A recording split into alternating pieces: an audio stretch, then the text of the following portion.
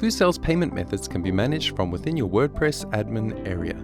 Go to FooSales, Settings, Payment Methods. This will take you to the existing WooCommerce payment method management screen. Payment methods that reflect in the FooSales apps are identified using the FooSales icon.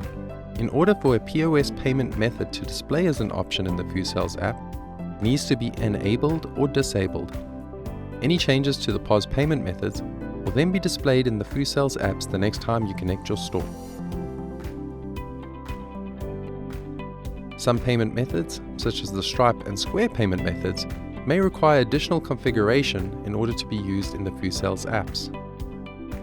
If you don't use Square or Stripe, card payments can be manually processed using a third-party card reader and set to card payment at checkout. When viewing orders in your WooCommerce store, the orders processed by FooSales will display the relevant payment type in the POS column. You can also filter orders using the Order Type drop-down.